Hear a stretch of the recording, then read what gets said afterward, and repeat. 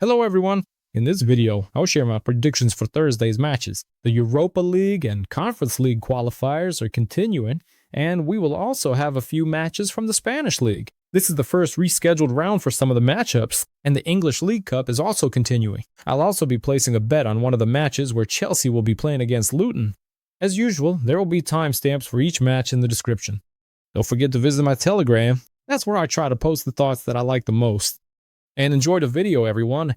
And let's start this time with the English League Cup match. Chelsea will be hosting Luton Town on their home field. As for this match, many will probably expect a lot of goals here because the start of the season for Luton was incredibly bright. And they say that Jack Grealish will position Luton as an attacking, aggressive team. We'll see how that turns out. By the standards of the second division, Luton looks quite good, dynamic. There is, so to speak, room for all kinds of experiments. But as for any important matches, especially cup games, it's unclear how the team will play, how motivated they will be, to what extent they will field their main squad, and so on. This is especially true regarding Chelsea because the first game against Fulham was a bit disappointing, not in the context of the result for Chelsea, but in the context of what was happening on the football pitch, because there were a lot of mistakes from both Chelsea and Fulham. The teams made a lot of positional errors. There were a lot of individual mistakes, including in the goalkeeping position, and that directly stimulated such a high-scoring game. If there hadn't been such a large number of mistakes, perhaps we would have seen more modest results.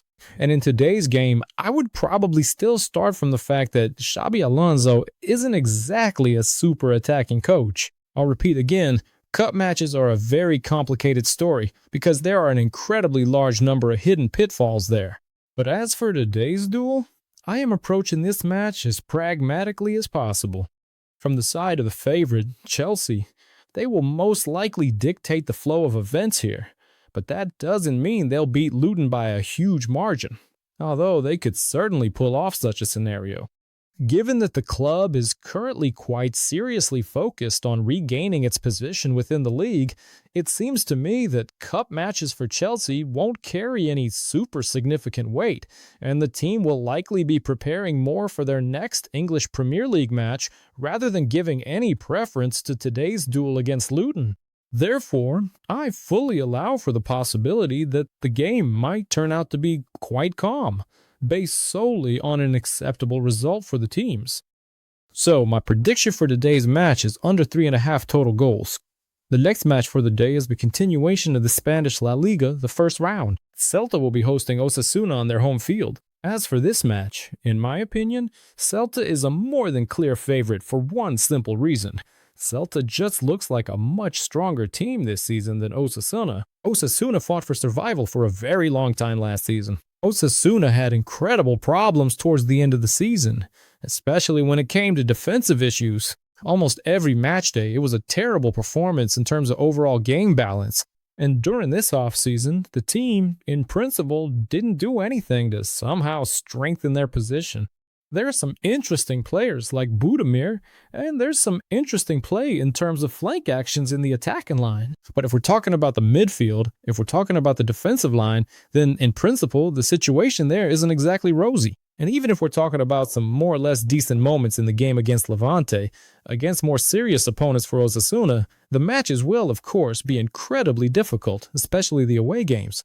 If we look back at last season, points were very rarely picked up, and almost every match against a team from the middle or top of the table ended with a very large number of goals conceded. As for Celta, Celta certainly has some changes, including in their transfer policy. But the concept of the game itself hasn't changed, because there is a fairly stable coaching staff that's doing its job. Last season, I would absolutely count the campaign as a plus for Celta, but the team didn't quite handle the pressure at the end of the season, where they were playing in the Europa League and doing quite well in the Spanish League.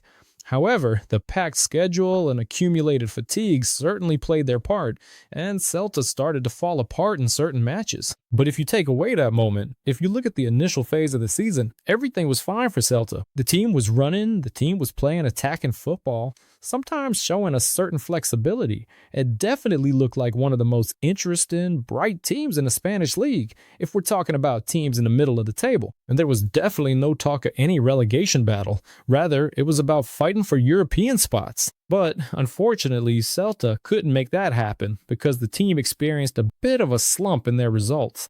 But it seems to me that at the start of the current season, Celta should have more or less decent results. Their game against Valencia turned out pretty well.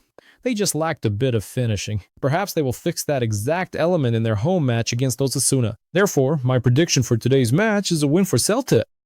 The next match for today is the continuation of the Spanish La Liga, match day 1. Barcelona will be hosting Athletic Bilbao on their home field. This is probably one of the most interesting matches of the evening, and a game from which a huge number of goals will be expected because Athletic Bilbao didn't play their best in the first round against Sevilla at home. That was an incredible shock to me, but the red card did its job, especially in the early phase of the game. As for Barcelona, they steamrolled Elche. We can see that Flick's team is in incredible form at the start of this season. The pool of attacking players is showing some really cool efficiency. Rafinha, Lopez were just something else. And in today's match, many are expecting both success from Barcelona and a large number of goals. But I wouldn't approach this match with a serious underestimation of Athletic Bilbao, because their coach is of a very decent caliber, so to speak, when we talk about their concept and game strategy. This is Edin Terzic, who very often both likes and knows how to shut down games. I mean, I don't know how effectively that will be implemented in the game against Barcelona, because that whole story will only be relevant until the first goal. But if you pay attention to how he worked with Borussia Dortmund and how he generally achieved certain successes in the Champions League, reaching the final, and how his team generally competed in the German Bundesliga against Bayern for the championship, there's a fairly distinct line visible there. That in almost all away games, the team tried to play as defensively as possible, which they were actually quite successful at in terms of final efficiency. Well, if we're talking about the game concept of Athletic Bilbao, which he inherited from Ernesto Valverde, then in principle he can only improve it here, rather than somehow reworking or breaking the team. It seems to me that we will see Athletic Bilbao be incredibly strong this season, and today's game against Barcelona might just demonstrate that.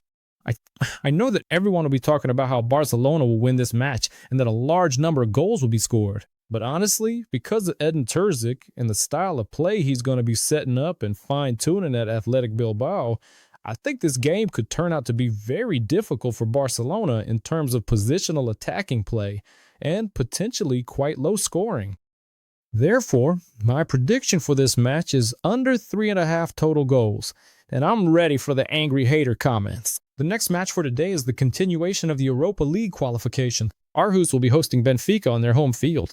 Well, in the first match, we saw quite an open style of football, where Benfica attacked positionally and was quite strong, just as, in principle, many expected, including myself. And this open style of play from Marco Silva, of course, also creates some opportunities for the opponent, because the game is too open, there's too much open space, which practically everyone takes advantage of.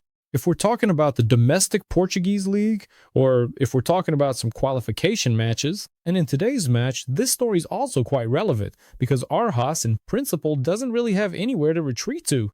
The team, as we can see, is in pretty good form at the start of the current season, but they are in a difficult situation because there are a huge number of matches and the schedule is incredibly packed. It seems to me that the Danes might already be experiencing some moments of accumulated fatigue, which aren't typical for top European leagues yet.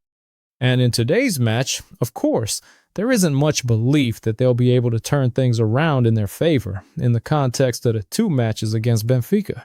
But there is a certain belief that they will be able to show some decent football on their home turf and, so to speak, leave the Europa League qualification and head into the Conference League group stage with their heads held high, having demonstrated the attacking football they've shown in almost every qualification match they've had up to this point. Therefore, my prediction for today's match will be quite modest, but most likely logical. It's simply a goal for Aarhus in this match. The next match for today is the continuation of the Europa League qualification. Ferencváros will be hosting Trabzonspor on their home field. As for this match, it's worth noting that Trabzonspor has a certain chance for a potential comeback, because a 1-0 victory for Ferencváros isn't exactly super catastrophic or impossible to overcome. And considering the certain progress compared to their first matches in the championship, and the fact that Trabzonspor even won their match against Besiktas and showed quite confident football, there's a certain belief that they can continue this trend even in the match against Ferencváros. Moreover, I wouldn't say that Ferencváros is some kind of flawless team at the start of the current season, because even if we talk about the previous qualification match against Twente, against Vojvodina, or against Górnik Zabrze, the team looked very shaky. Yes, they built their football exclusively on pragmatism, tried to play from defense, and they were quite successful at it. But today, if you compare the resources and capabilities of the teams, of course Trabzonspor has them by an order of magnitude more. I very often say that you shouldn't underestimate organization, because organization on the football pitch very often beats class, clubs with higher class performers and players. But in today's match for Ferencváros, well, their game isn't tuned to perfection enough to beat Trabzonspor to 0 and so on. Therefore, as for today's match, I fully allow for the possibility that the Turks will show their best side here and will try to advance to the Europa League after all, rather than playing in the Conference League, because for them, that would be a higher priority from a financial perspective and also from a marketing perspective as well. Therefore, my prediction for today's match is a draw no bet in favor of Trabzonspor. The next match for today is the continuation of the Conference League qualification. Qarabağ will be hosting Twente on their home field. Well, as for the Dutch, Twente is surprising us for the second time in a row this season. They're failing in the European competition qualifiers again, just like they did last season. Only last season they could have made it to the Champions League group stage, but they failed and didn't show anything special. And this year, they're at risk of not making it into any European competitions at all. And honestly, you can't say that it's completely undeserved. Everything about their game is terrible. The team is completely unmotivated for their matches. The home match against Qarabağ turned out to be just terrible, incredibly ineffective.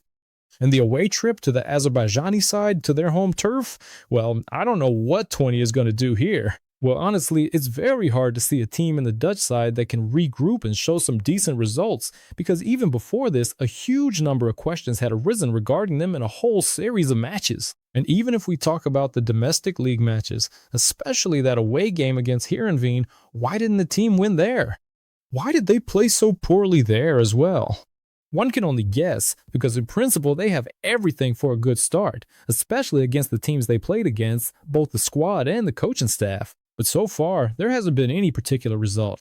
What do I expect from today's match? I expect Qarabağ to play on the counter, not really forcing the issue, because the result suits them. And I expect an open game from Twente, because they can't really offer any other kind of football right now.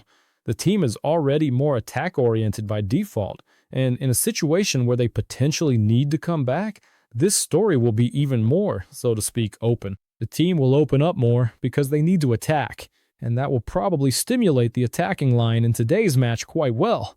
And there'll be chances for both sides, unless Twente just completely gives up on this game and, well, just walks around on the football pitch, like some teams sometimes do. But I think this will be a story about the Dutch, because Dutch football is, in principle, in a very good state of sport and motivation. Therefore, I hope that Twente will play football with some sort of more or less adequate plan. So my prediction for today's match is over 2.5 goals. The next match for today, we continue with the Conference League qualification. Górnik Zabrze will play away against Monaco. The first meeting for the Poles and the French ended in quite a high-scoring shootout, where the French proved to be stronger. In principle, this was very logically expected by the majority.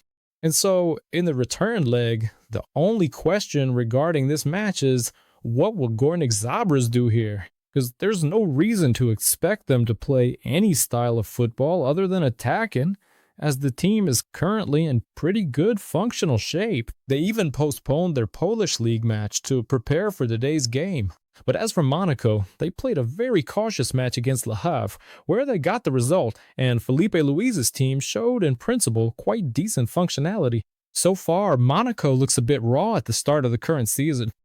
And to be honest, it's unclear how motivated the team is regarding their performance in the Conference League for the current season. Because if we're talking about the domestic league, the squad the team has is perfectly capable of fighting for the top 4 and trying their hand at the Champions League next season. Because even if we're talking about a European showcase to sell their players, the Conference League isn't exactly as super cool as the Champions League, for example. Because if you compare it to previous years when Monaco performed very well in the Champions League, it was precisely after those seasons that a lot of players left for top clubs for very high price tags.